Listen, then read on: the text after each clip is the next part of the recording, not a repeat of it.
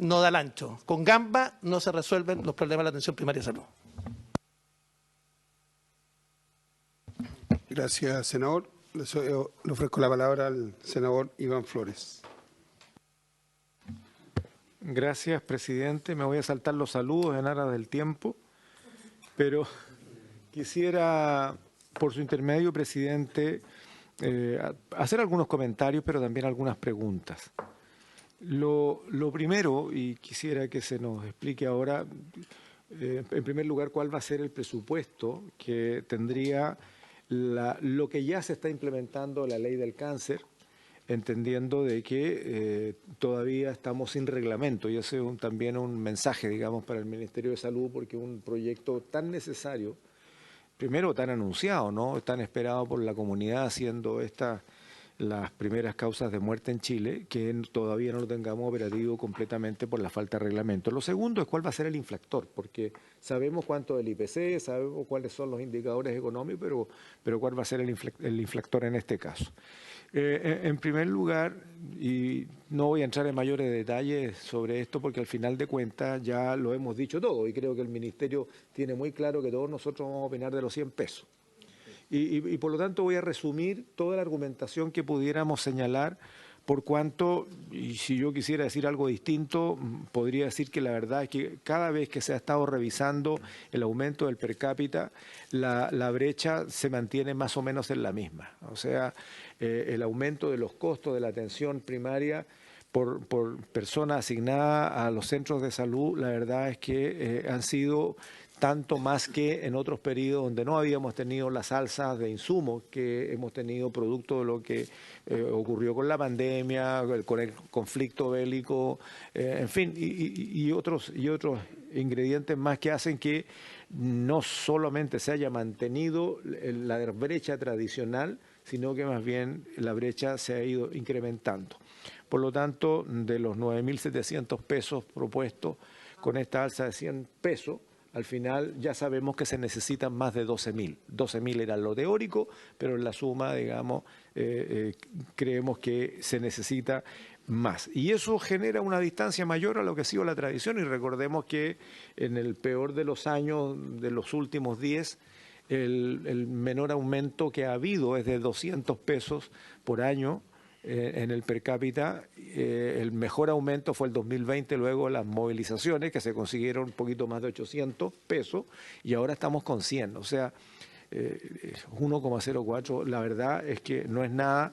Y esto es una crítica al gobierno en general, porque yo entiendo que el Ministerio de Salud tiene absolutamente claro de que pese a los anuncios de los cuales todos nos alegramos en términos de la universalidad de la atención primaria, finalmente no están los recursos nomás. Pues entonces no pasamos del discurso y nos quedamos pegados en un discurso que es peor, porque la verdad es que con 100 pesos no solamente no avanzamos nada en la universalidad, sino que más bien retrocedemos. Y eso es una realidad que se tiene que resolver políticamente, porque claro, son respuestas financieras, pero el gobierno tiene el deber de dar respuestas políticas y en esa respuesta política no hay coherencia entre el discurso y lo que finalmente se coloca como soporte para financiar el discurso. Y aquí tenemos una brecha gigantesca, mucho más que lo que ha venido pasando en las últimas décadas, presidente. Termino aquí con el 10%. Me preocupa mucho lo que pasa con el incremento de las plantas. Yo sé que hay una revisión por parte del Ministerio de Salud respecto de qué va a pasar con aquellas más de 6.000 plazas que se generaron muy comprimidamente para soportar la pandemia.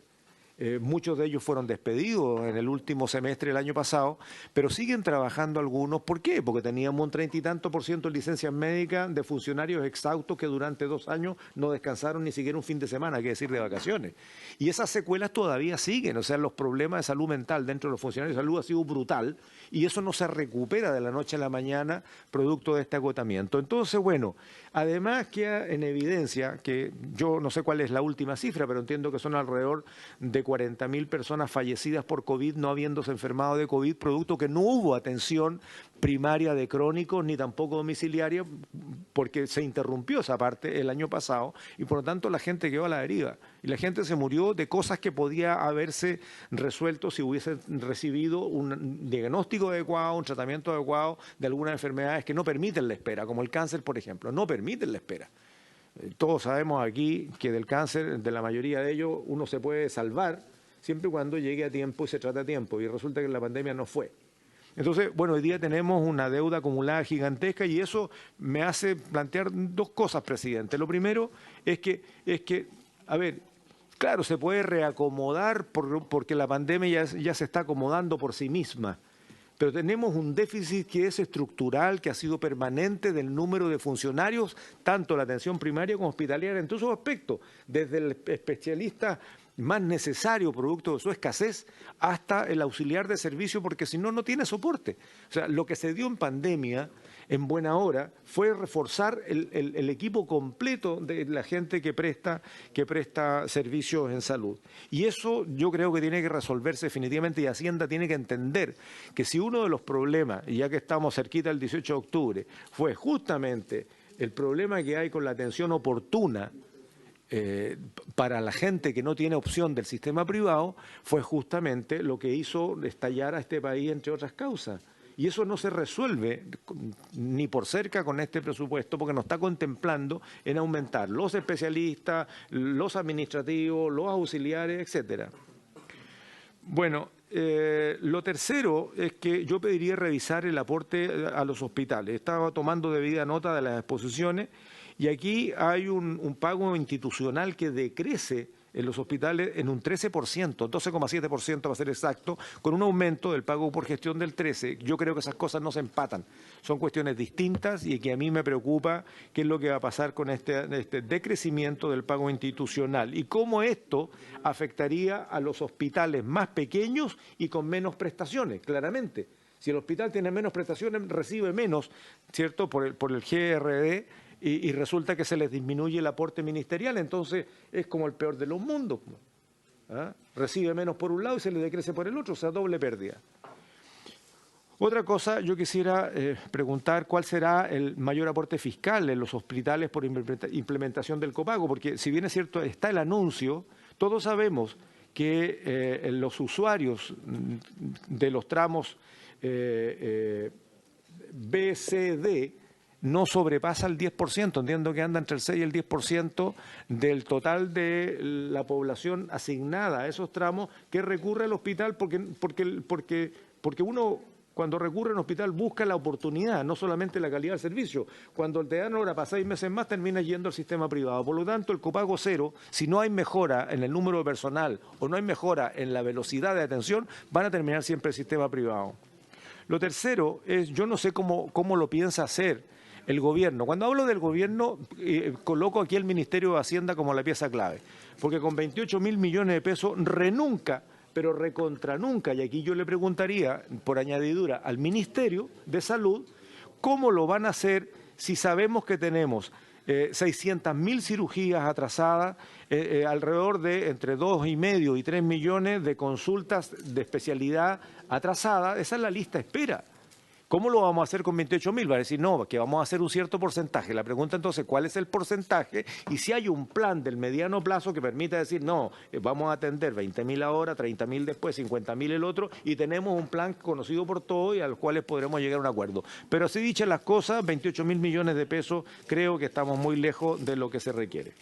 Lo otro, y quisiera preguntarle, y esto sí es al Ministerio directamente, también de refilón al Ministerio de Hacienda, ¿cuánto es el monto y cómo se va a enfrentar la deuda hospitalaria? Porque esa es otra mochila, error cometido en el gobierno anterior cuando se asoció el SIGFE con el marco presupuestario, que no le permitió a los hospitales endeudarse y lo fregó completo porque entraron en un sistema de imposibilidad en las prestaciones porque no podían endeudarse. Ahora, eso se resuelve y ahora yo quiero preguntar cuánto es el nivel de endeudamiento de los hospitales y cómo se va a resolver aquello. Quiero mencionar una cuestión que preocupa, que sabemos que escapa muchas veces a la voluntad, pero es una realidad de la cual hay que hacerse cargo. y le pasa a varios ministerios inversores, principalmente a Obras Públicas y Vivienda, pero también le pasa a Salud. O sea, cuando había un presupuesto de 650.000 millones para inversión y resulta que al mes de agosto apenas llevan el 21%, uno tiende a pensar de decir, bueno, si ahora para el próximo año, tal como se informó aquí, tenemos 865.000 millones, la pregunta es, ¿van a cambiar tanto las cosas que si no se pudieron gastar cerca de 500 millones de pesos el 2022, ahora se van a poder gastar 850.000 el 2023? Yo pregunto, porque seguimos sin empresas, seguimos con la misma metodología de Mediaplan para evaluar los proyectos y reevaluar los proyectos, no permitiéndole un aumento más de un 10% cuando son fondos regionales o cuando son fondos sectoriales, y la maraña administrativa es tal que se van a gastar 6 u 8 meses en reevaluar un proyecto antiguo, que se presenta una licitación en donde no tenemos oferente o finalmente para poder montarse en la bicicleta el contratista se somete al contrato y al poquito andar se friega. Bueno, esas son las cosas reales que el ministerio, los ministerios y el gobierno tienen que evaluar. ¿Seguimos con la misma tradición administrativa del manejo de los contratos o aquí tenemos una excepcionalidad para hacer, no sé, yo no digo un fast track, pero a lo menos facilidades administrativas para que se resuelvan aquellas cosas que son de verdadera urgencia, ¿no? Yo le preguntaría a Senabás si es suficiente con un aumento de un 0,3% cuando sabemos que tenemos deficiencia en el abastecimiento de los hospitales. Anoté 6,3 de aumento, entiendo. 6. Peor todavía, con un 6, entonces borro el 3, el 0,3. Bueno, a ver, y quiero terminar con esto porque me preocupa mucho un dato que entregó FONASA. En buena hora que digamos que colocaron más lucas, pero al final de cuentas cuando tenemos un 50% de incremento en las transferencias al sector privado como compra de servicios significa que, y aquí hay una pregunta, que es una pregunta que nos hemos hecho todos los años, ¿en qué momento fortalecemos para que el sistema público sea más autosuficiente que estar comprando servicios que son bastante más caros cuando se hacen en el sector privado? ¿Cuándo dejamos de comprar algo que perfectamente el sistema público está en condiciones o debería estar en condiciones de producirlo con un precio mucho más barato, con personal permanente, en fin? O sea, todos sabemos que, por ejemplo, y con esto termino, presidente, todos sabemos, por ejemplo, cuando se externalizan los servicios en los hospitales, y pasó en el Hospital Base Valdivia, habían 300 funcionarios externalizados, y resulta ser que no tenían la posibilidad de reajuste y tenían un tremendo problema. ¿Y qué ocurría? Las matemáticas son recontra simples. A algunos no les gustarán, pero no hay nada más simple que las matemáticas porque son exactas. Cuando yo descuento el IVA, cuando descuento los gastos generales, cuando descuento las legítimas utilidades de un contratista, ese diferencial, que es de un 35% en promedio, yo lo llevo y contrato más, o mejoran las condiciones salariales de esos mismos trabajadores, exactamente los mismos trabajadores, con la misma plata o con menos los puedo meter en el sistema y no los externalizo cuando sale muchísimo más caro. Esas son las preguntas que uno se hace, pues, porque rebotan en la ciudadanía. Y termino, presidente, solamente con un llamado de atención. Recién en una sesión de la Comisión de Salud conversábamos respecto de un buen anuncio que hizo FONASA reculando de una decisión pésima que habían tomado de desentenderse de parte de las responsabilidades de los enfermos dializados. Cuando uno se reúne con personas que la pasan mal durante 3 días, que llegan en malas condiciones a ser dializados, y que regresan en peores después de haber estado toda una mañana en malas condiciones por un mal servicio privado, resulta que le dicen que no les van a pagar el transporte y tienen que conseguir vehículos particulares, pagar la benzina, arrendar la micro y además pagar el peaje. ¿Cómo se entiende? Bueno, eso se reversó, pero resulta ser que el 90% de los dializados, por lo que nos acaba de informar el director de FONASA, son contratos a exterior, no para un hospital que pueda tener un ala en donde el servicio público los atienda ahí mismo. Gracias, presidente.